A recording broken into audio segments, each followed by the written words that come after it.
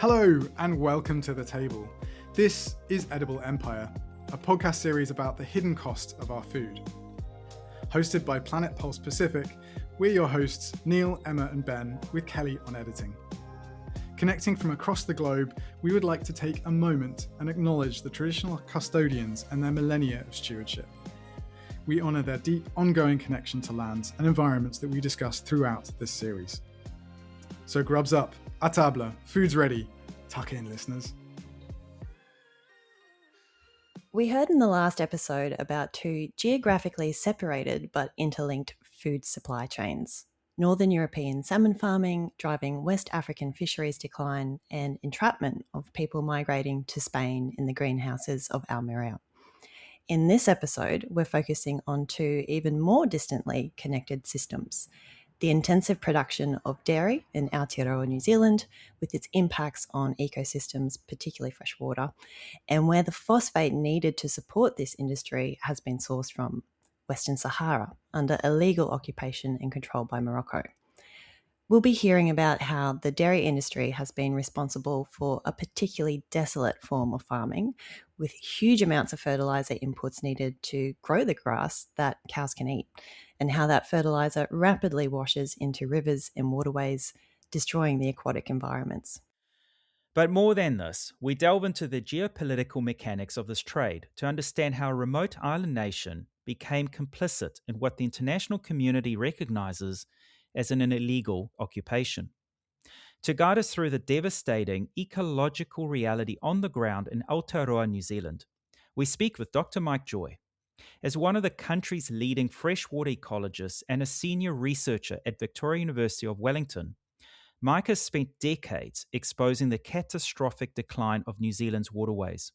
He joins us to unpack how the sheer density of intensive industrial dairy farming has pushed aquatic ecosystems past their breaking points, demonstrating how massive synthetic nitrogen inputs directly poison rivers, drive dangerous dissolved oxygen fluctuations, and contaminate vital human drinking water.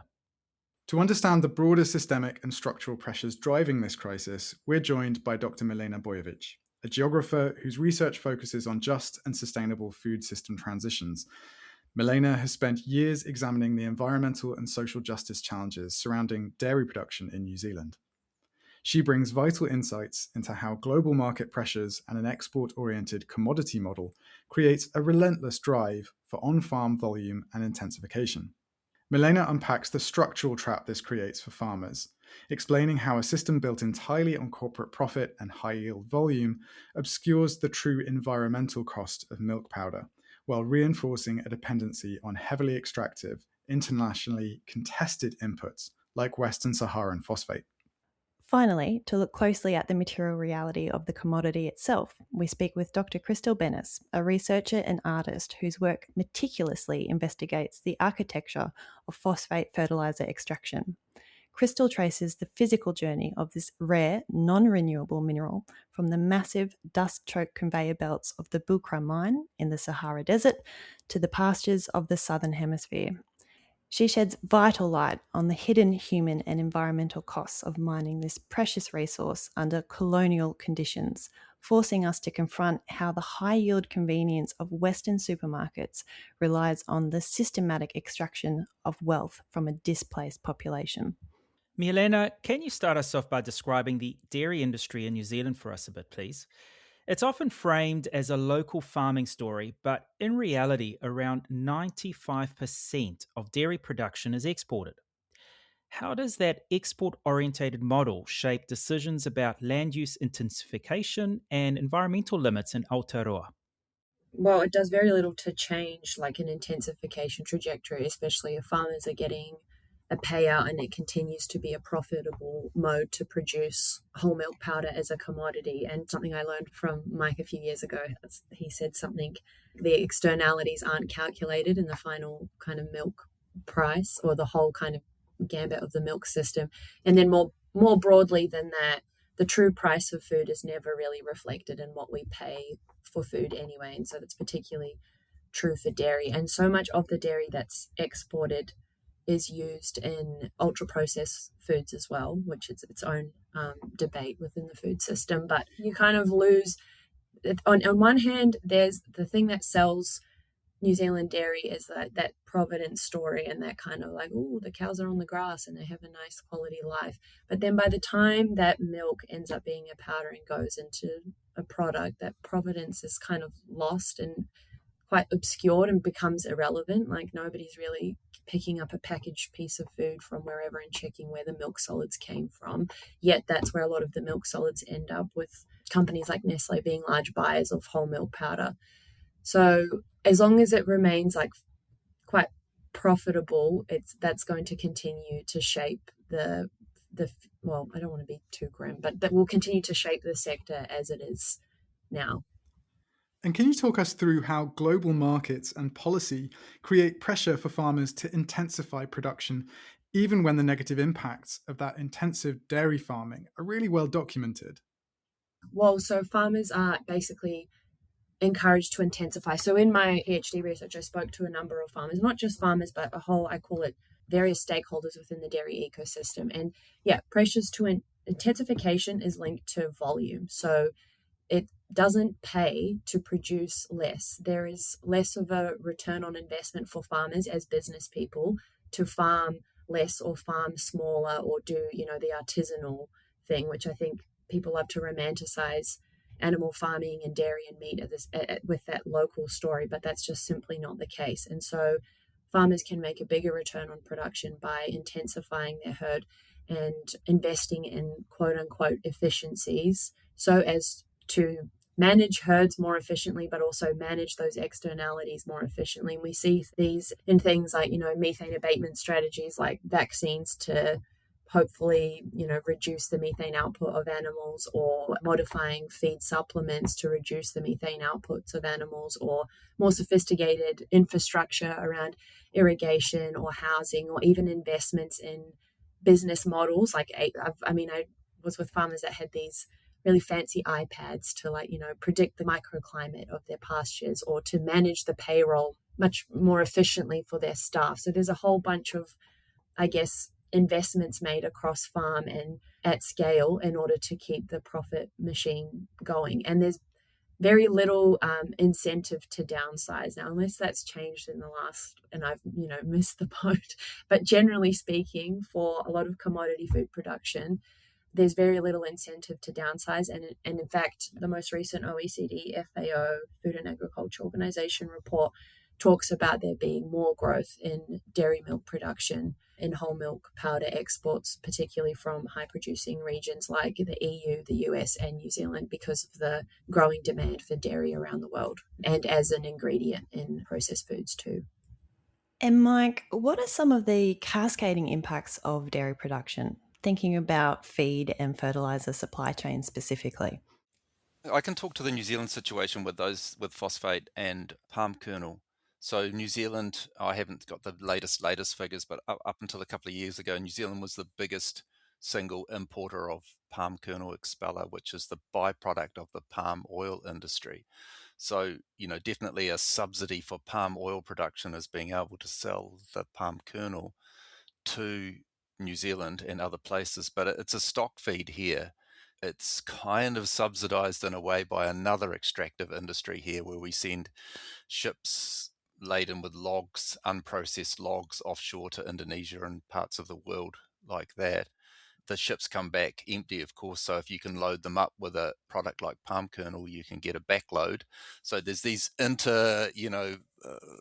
all of these stories, there's kind of these cross subsidies that go across between other things. But anyway, it's another food source so that you can have more cows per unit of land. And so I always kind of use this example, and some people are surprised, but I was a dairy farmer myself as a young man, and back at that time, which is in the 1980s, the average stocking rate on the dairy farm that I was on was about 1 cow per hectare. The average now in New Zealand is over 3 cows per hectare, closer to 4 in the intensively farmed parts of New Zealand. And so, of course, that's a mass. It's not just a fourfold increase in harm, it's exponentially more harm, because the land can't absorb that kind of intensity, and all of the problems result from that. But the way that you can have that many cows per hectare is by bringing in an external feed like palm kernel, expeller. So that's a stock feed that's fed out to the animals directly. But also the phosphate story, and it's a big, long, involved story in New Zealand, starting with the island of Nauru, that New Zealand and a British company was involved in pretty much strip mining that entire island of Nauru, and most of it came to New Zealand to go onto the land to massively increase the production on our soils here. But we've also ended up with incredibly high levels of phosphate in our soils because it binds to the soil and it's very hard to get out and become available to plants. And the soil microbiology has been messed with so much that we now have high phosphate levels in soils but not available to plants, so we keep on adding it. But it's another, when it comes to freshwater impacts, it's a different story. Nitrate travels so easily through, binds to water, and is in the water, as part of the water, and can travel through very quickly through soils into groundwater and through soils into waterways.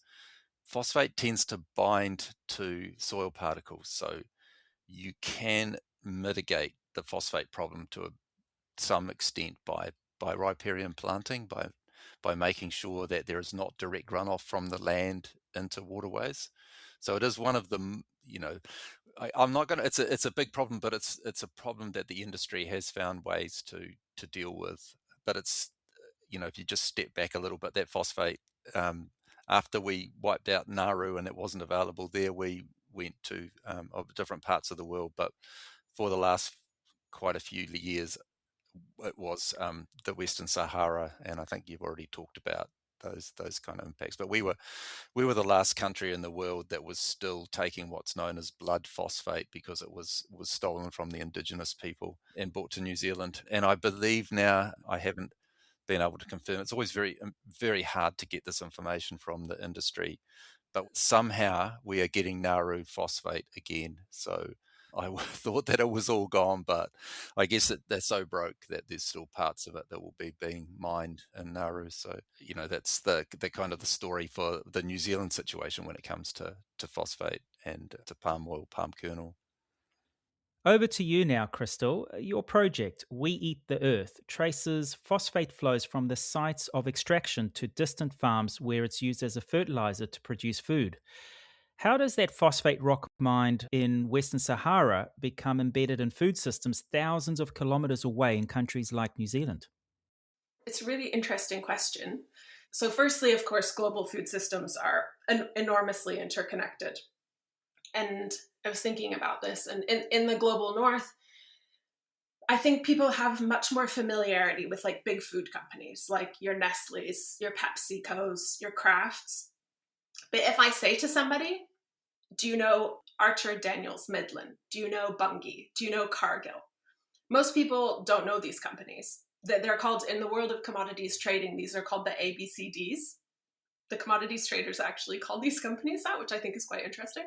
But most people have never heard of these companies. But there's 4 major multinationals that dominate global agricultural commodities, and they control something like up to 90% of the international grain trade. And Cargill as well is a massive player in the fertilizer industry. What's also interesting about these companies, maybe as an aside, is that quite a few of them are still privately owned, like family-owned companies. So they're not really subject to the same level of scrutiny as maybe publicly traded companies are. The world of commodities and commodities trading is also something that I've been engaged in my practice for a long time, outside of fertilizer as well. And the reason I mention this is because I don't think people always have a good understanding of how commodities move around the world. And so if I think about like Nestle, the world's biggest food and drink company, and Nestle does engage in some direct sourcing of its ingredients. So a lot of that has come through consumer pressure, asking specifically for more traceability around ingredients. So Nestle will do some direct purchasing of things like cocoa, coffee, but it also purchases huge amounts of things, of these commodities, from these major commodity traders, the Cargills, the Bunges. And I was looking this up. On a daily basis, there's around 50,000 cargo ships laden with these commodities, with the phosphate rock, with the cocoa, with the cobalt, with whatever. 50,000 cargo ships on a daily basis circulating, moving from the sites of extraction to processing, production, or manufacture. So the fact that the phosphate from Western Sahara can end up as fertilizer in New Zealand, Canada, Brazil, wherever. This is entirely in keeping with the way that commodities move around the world, like through extractive practices under our capitalist systems of food production. So it's entirely normal, right, with the systems that we have. What's not normal is that under the conditions of Morocco's illegal occupation of Western Sahara, the phosphate that's mined from Bukra is the name of the mine.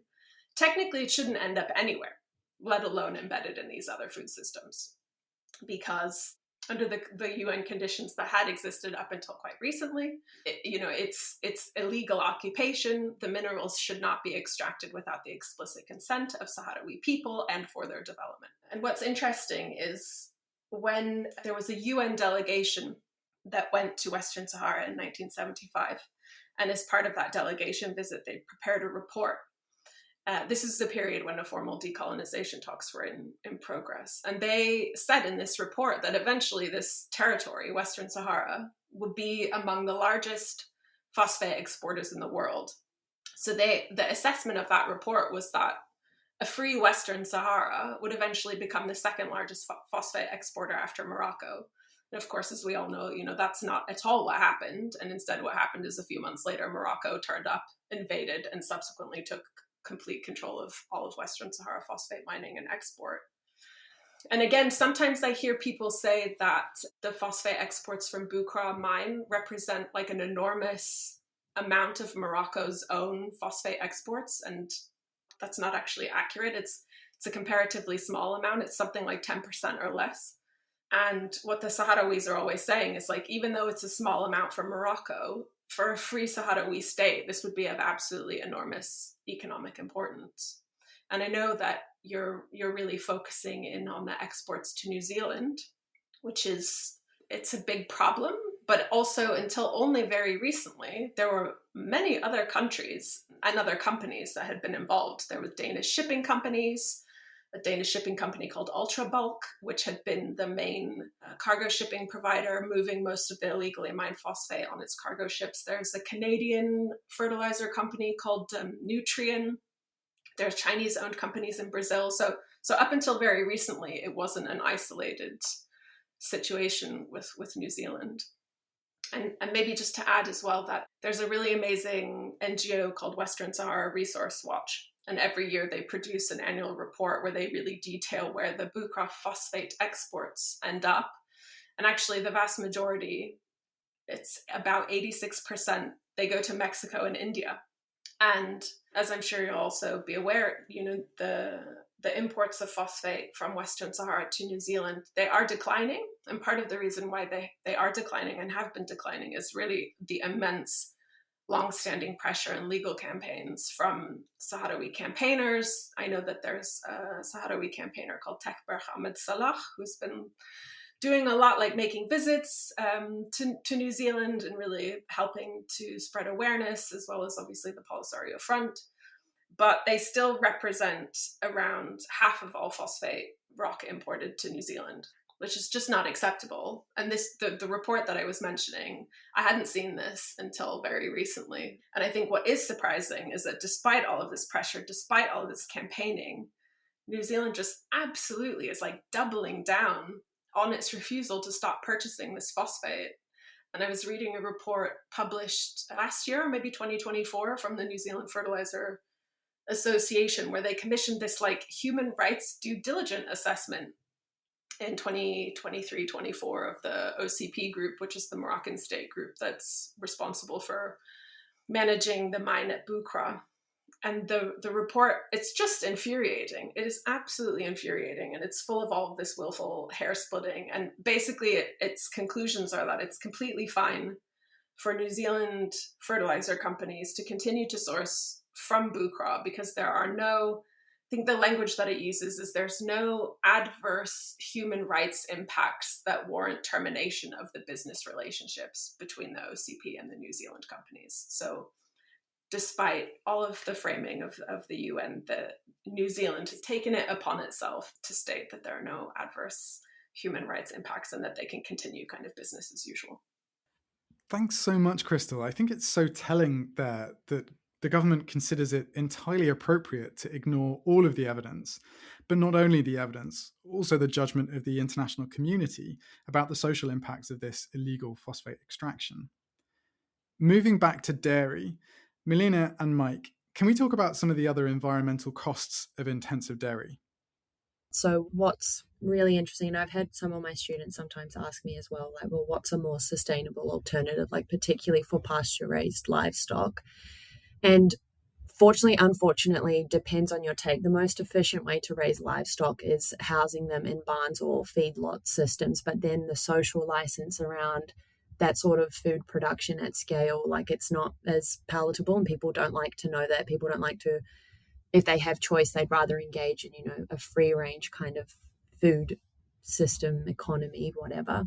And this puts specifically New Zealand in a bit of a bind because the environmental impacts, like they're fairly well known, they're getting worse. And so a kind of logical next step, if they want to maintain intensive modes of production, would be to move away from pasture-based systems.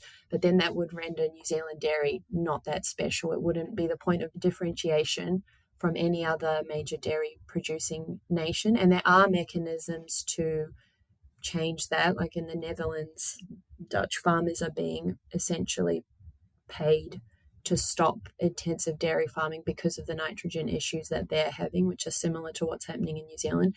But we don't have those sorts of policy mechanisms. And it's also not favourable in the current political climate in New Zealand, given that the government powers that be at present have a kind of, when they were elected there, I remember because I was finishing my chapters of my PhD at the time, and they had a quote, and it was like, get New Zealand back to farming or something, or end labour's regulations, or it was just something about pushing for more productivity, but also keeping the system going, this pasture-based model. The nitrate problem that I talked about, if we put the cows inside under certain indoor conditions, not all of them, but most of them have a way of capturing the nitrogen. They'll seal off the bottom of it. The problem is the urine. That's the pathway for the nitrogen into the systems that have a problem. So we put the nitrogen fertilizer on the paddock to grow the grass. The cows consume it. Nearly all of it is excreted back out through the urine, and then makes its way, because cows pee such a large volume on a small area, that no way the plants can take that volume up. So it goes down through the soil, and then the problems happen from there. So if you put them inside and you capture that, then you can spread it using irrigators and irrigation systems, and you can keep much more of that nitrogen on the farm and cycle it.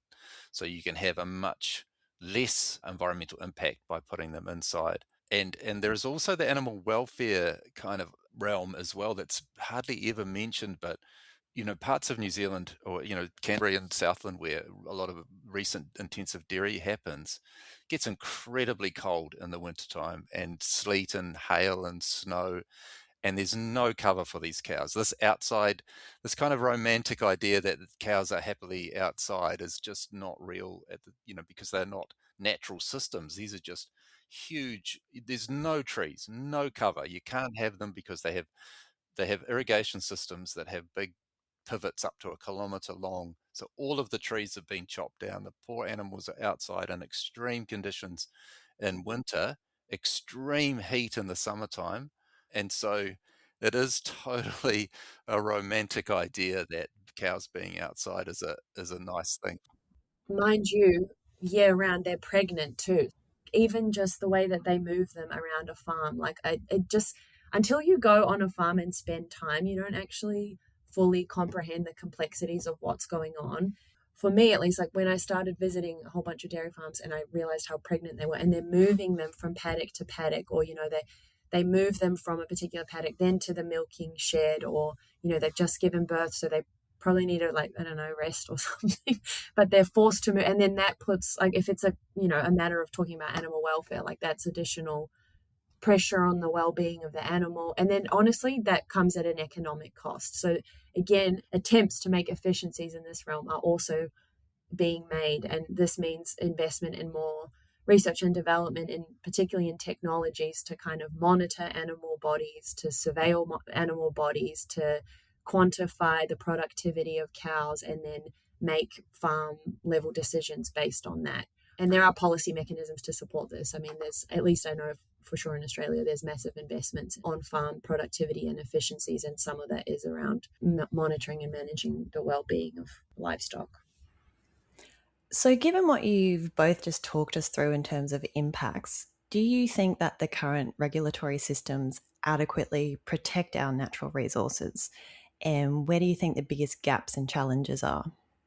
No, I don't think. Sorry, no. I don't want to be a pessimist. But I think the first thing that comes to mind around like the question of policy and power and decision making in this realm, or I guess any of it, anything that's going on. I don't think a short term election cycle is particularly favorable to long term thinking. And I think a lot of policy doesn't really acknowledge the fact that, you know, there's a sort of question of intergenerational justice that needs to be addressed in terms of what a particular party or leader might think is effective now. Where is the long term view of what the actual future impacts of this are? And it's so interesting for me, at least, to sit and read about this stuff or watch talks or engage in debates. And it's like, yeah, so much of it is pandering to a particular time frame that doesn't actually reflect what's happening within the scientific community and the science that is modeling scenarios, many of which are coming to fruition, that are telling us we need to make changes here, here, and here in order to avoid absolute catastrophe. And from my observations, happy to debate this, but from my observations, it's not working. Like the current systems aren't working in a way that acknowledges the long-term impacts of today's decision making. We've also got in New Zealand this new coalition government, what's been going for a few years now, that have completely thrown out every piece. I mean, you could take my 30 odd years of working in this space and everything that I might on a good day, you know, think that we've achieved in that time, and it's just been thrown out in the last, or is in the process of being thrown out by this government. The Resource Management Act, all of the national policy statement for fresh water that I spent years and years with a team of scientists working on, the whole lot is being thrown out. So we've just got this really short-term maximize GDP kind of idea of government that is just selling out future generations. You know, it's not about being pessimistic or not. It's just about being honest and realistic that we are seeing the Trumpism, you know, kind of thing spreading around the world, and especially strong in New Zealand.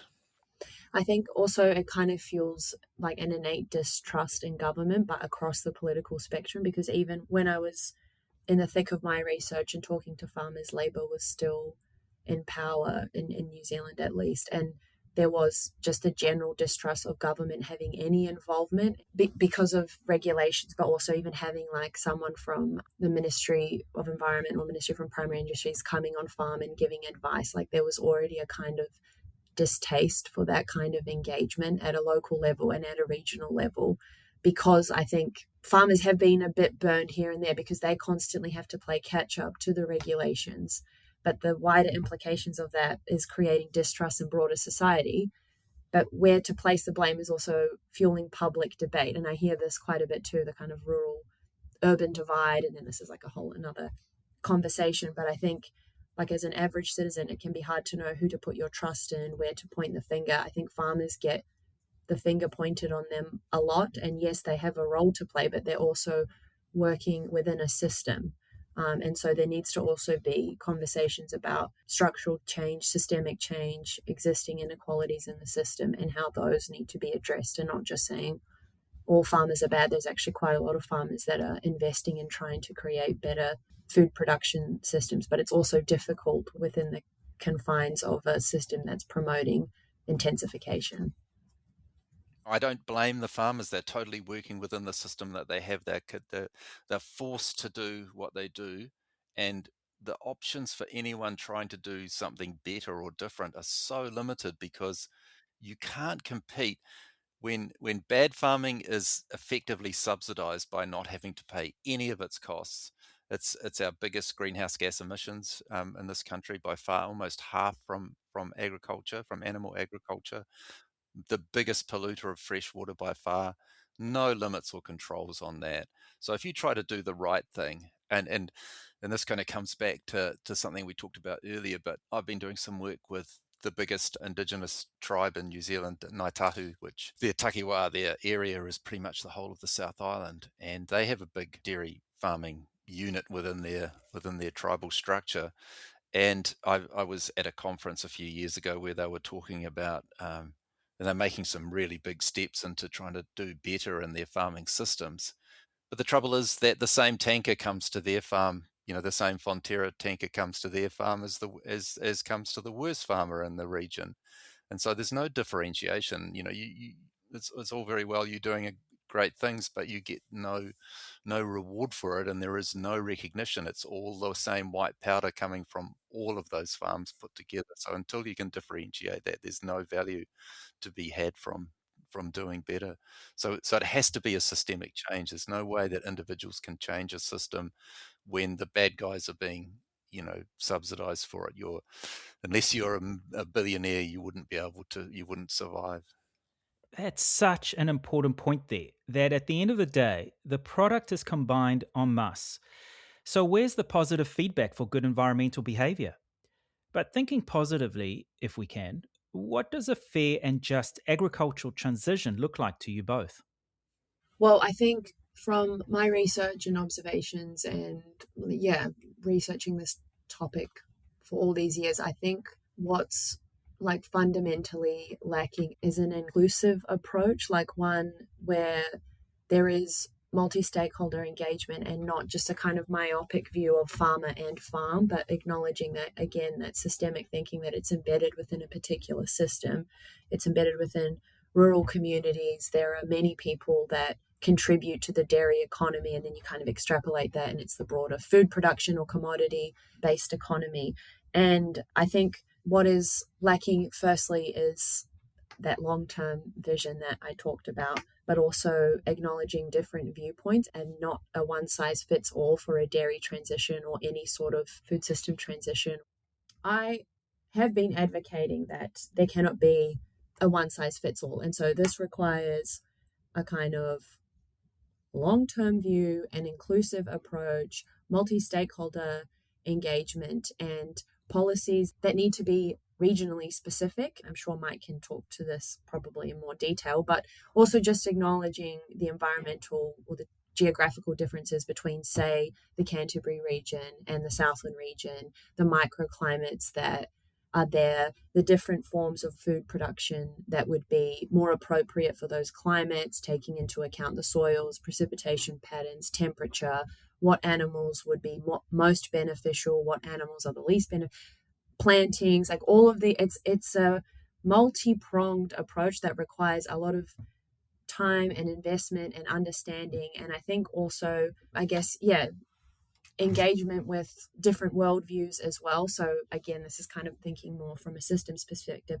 So long as any transition policy is designed with a profit motive, it's pretty much doomed to fail, unfortunately, because not to get too deep, but the current economic system, who's really benefiting if we take, a societal perspective? And so I think this opens like a more broader conversation about embracing alternative forms of economic management or decision making. And it's kind of imbued in a broader discussion around just broader systemic changes. But I think it has to start with the fact that it's not all farmers farm the same, not all land is the same, not all production systems are the same. And so an inclusive, just transition process and a sustainable transition process would take those things into account. The transitions, as far as I can tell, the only way they might happen under our current system is when they're forced to. And I'm just thinking about the problems with the Strait of Hormuz at the moment, where people are talking about not just the oil that's not getting through, but the fertilizer that's not getting through and the sulfur that's not getting through and all of these other parts. It's not just one thing. It's not just oil, but that situation and so a lot of commentators have been talking about how there's a sort of quite well shared publication that shows that without synthetic nitrogen fertilizer, you could only feed 3 billion people. And so people are saying, oh, there's going to be mass starvation because of fertilizer not getting through. But they miss the fact that that figure comes from our current animal-dominated food system, and where most of that nitrogen is going to feed animals, not feeding people. And so however long this thing lasts, it's going to be a shock. In New Zealand, we initially made all of our nitrogen fertilizer from the gas offshore at Taranaki, which is in the process of running out. And we're down to talking about shutting down that plant, and it's only a very small percentage of the nitrogen that's used in our systems, and so we're totally reliant on overseas, and those pathways are potentially going to disappear, or actually be a real shortage of fertilizer. So that transition might be one, like I suspect lots of real transitions are what's forced upon us rather than what we volunteer. It's sad. We should manage our way down from these things, but I suspect it's going to be the kind of oil shock and the fertilizer shock that might shock the system into shape. And what you're talking about is like a more reactive form of transition, I guess, approaches or management. And so what the system needs is brave leadership and a proactive long-term view, which unfortunately is kind of lacking. And I think that also comes back to broader issues of, short-term election cycles or party politics or, lobby groups and, the role Fonterra might have in some of this stuff. So I mean, I can't comment what the future would be, but I would love to see more brave leadership in the political sphere on this particular issue. Not to say that there aren't politicians that are advocating for this stuff, but I think, how it also galvanizes the public to care enough to vote differently or to change their lifestyles. Because this is something I teach my students as well, time and time again. Like the biggest barriers to sustainability transitions more broadly within any system is political will and behavioral change. So a micro kind of perspective on like what you can do on an individual level, but also that like broad strokes macro perspective, thinking about politics, decision making, power relations, all of those things inform how we navigate conversations and decision making on sustainability. A lack of brave leadership. I think that speaks to so many issues in this podcast series. You're so right there. As always, we like to give our listeners some key points to take away from this really fascinating discussion. Crystal, how would you distill that down into a main takeaway? I think, like I said before, I mean, one of the key things I'm trying to do with this project, and it's maybe a slightly enormous aim for such a small project, but it is really to show the interconnectedness of the food systems, particularly in relation to fertilizer, and also how that interconnectedness is expressed in all of these arenas: political, social, and not exclusively environmental. And I think there's a huge part of this project which is really putting a magnifying glass on these more depressing histories and the way that extractivism is rife with all varying kinds of violence. But outside of these depressing things, that's why I really wanted to ensure that there was this focus on these people, on these cultivators, on these farmers who are deliberately employing different strategies that do show there are other ways of being in the world. There are other ways of growing. There are ways of creating different systems which really recognize the interconnectedness as a way of changing practices at the individual and hopefully at the industrial scale. I also hope it maybe encourages some reflection. One of the things that I kept coming across while doing the research for this project, everybody knows that food waste is a problem, but it's a huge problem. I was looking at a report recently of different things that could be done to really reduce environmental harm in relation to food production systems. And reducing food waste is at the top of that list. It's at the top of every list. And I think, we can look at these horrible industrial systems of industrial food production. We can look at the Nestle's of the world, but also things like, and food waste, of course, it's not just at a household level, it's also at the industrial level, but it has all these knock-on effects. And I feel like even if we can just do simple things like reduce food wastage and really understand how things like food wastage and reducing food wastage are connected to these other systems, the growing systems, the fertilizer systems, the transportation of these things around the world. And I think this is sort of connected to the question of hope, but maybe slightly obliquely. But I feel I also really hope in relation to this project, one of the key aims is, again, really highlighting the extent to which the impacts of climate change and the impacts of agricultural systems and food production and commodities is not evenly distributed across the globe. And responsibility is also not evenly distributed. And I think that was one of the things that really became just so apparent, particularly in the camps in Algeria. In the global north, the way that we live compared to the enforced conditions of scarcity, of how people have had to live and adapt in literally in refugee camps in the desert, and they've been living there for the last 50 years. And it just really brings home in a very visceral, embodied way the extent to which that statement is true. It's one thing to read it on a piece of paper. The impacts of climate change don't fall evenly across the globe. But when you're actually can understand what that means in relation to someone's lived reality, I think those kind of understandings can be quite transformative. And so I really also hope that people can understand that these incredibly imaginative, resilient, and low impact systems of growing and producing food without the use of these harmful things like fertilizer, that it is possible. And people like Talib Brahim really show the extent to which it is possible. It's not a utopian fantasy. It's really proof that we can, in fact, reconfigure our systems toward greater planetary flourishing. How about you, Melina? With regards to particularly the barriers around sustainability transitions and what I said before around political will and behavioral change, I think for listeners or anyone interested in this space, I would say don't forget that you have agency. If everyone made a tiny change in some aspect, like particularly thinking about a dietary transition, that could have a significant impact over time. But at the same time, I think it's important to be informed and to understand how these systems work, and then figure out what's an avenue where you can make some difference or engage in some way that can spur the kind of change for the world that you want to live in or the future that you want to create for the next generation. I think sometimes when you hear a lot of this stuff, especially around climate change and environmental degradation, it can kind of make people feel a bit hopeless or render them kind of, I don't know, it's like, well, what's the point? And I would just say there is hope, and there are people that care. There are a lot of people that care, and that people have agency to make change. And last but not least, Mike?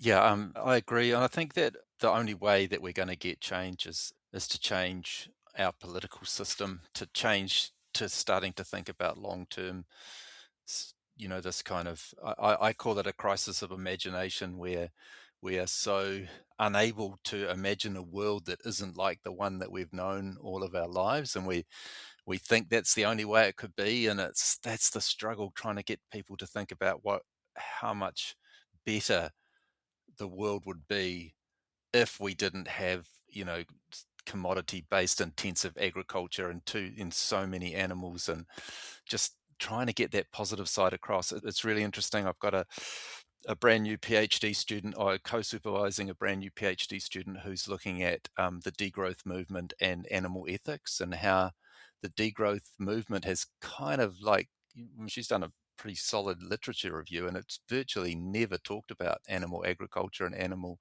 welfare and that side of the need to kind of stop growing. Yeah, I guess the thing that we have such clear evidence in New Zealand, I don't think it could be any clearer, when you have the situation where for two areas in New Zealand, for two lakes, Lake Taupo and Lake Rotorua, we pay farmers to not have cows in those catchments. Why not the rest of New Zealand? That's the question that I would put to everyone, if they could just understand that we can't have our cake and eat it. We can't carry on with intensive, highly fossil fuel dependent animal agriculture and have a livable future. And it's not just agriculture, it's right across the board, because of that greenhouse gas emission side of it as well. And the way we can make individual choice is one way that we can have hope, by doing something to give us hope. And so that's would be my message. Yeah. That brings us to the end of another episode. Thank you so much for listening. We hope you're totally full to bursting with info on the food system. Don't stress though, a brief interlude now before the next course. Join us in the next episode, the final episode of these summaries, where we'll be thinking about what makes a food system fair. We're going to be hearing from Professor Anitra Nelson, a degrowth scholar and activist, Dr. Milian Bele, General Coordinator of the Alliance for Food Sovereignty in Africa, Ali Thomas, founder of the Shrewsbury Food Hub that redistributes food waste around the community, and Chris Mage, an author and researcher about small-scale farming. There will be loads of hope and solutions in this episode, so we're really excited. As always, check out the website, thesalmonandthetomato.org, for the show notes and more information about the podcast series and the wider project. From Planet Pulse Pacific, from Ben, Neil, Emma, and Kelly, see you next time.